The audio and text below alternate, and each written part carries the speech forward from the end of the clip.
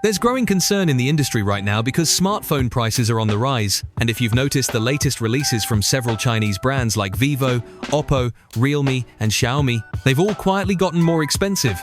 Analysts say this trend isn't stopping anytime soon, and in fact, by 2026, most new smartphones could cost noticeably more than their predecessors. However, the good news here is that Samsung's upcoming Galaxy S26 series might actually be spared from this wave of price hikes, and there's a pretty good reason why. Unlike most brands, Samsung doesn't just assemble phones, it makes many of the crucial components that go into them. We're talking displays, memory, and even the chips themselves. Its semiconductor division recently told clients that DRAM prices could jump by as much as 30% in the final quarter of 2025, which happens to be right around when the Galaxy S26 enters production. Now that might sound like trouble, but here's where Samsung has an advantage.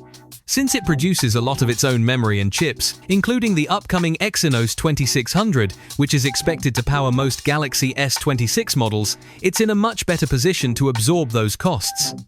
Essentially, Samsung can cushion the blow instead of passing it directly to consumers. According to South Korean publication New Daily, that's one of the reasons insiders believe that Samsung won't need to raise prices for the S26 lineup, at least not yet. Chinese competitors, on the other hand, rely heavily on third-party suppliers and have already started raising prices to cope with higher component costs, which gives Samsung a potential edge going into 2026.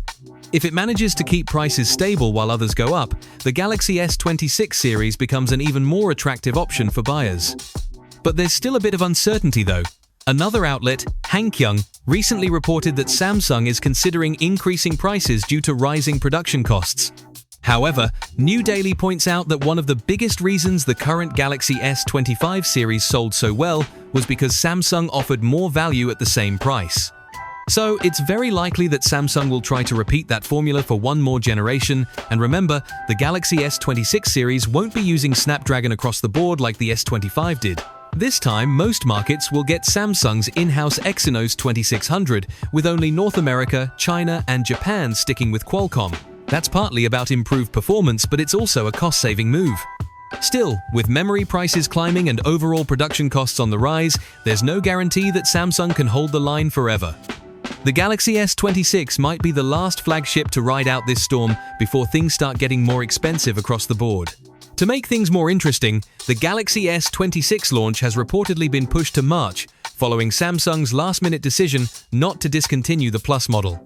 That delay has already added some uncertainty to the rollout, and if there's ever a time consumers would resist a price hike, it's now, especially if the upgrades aren't dramatic enough.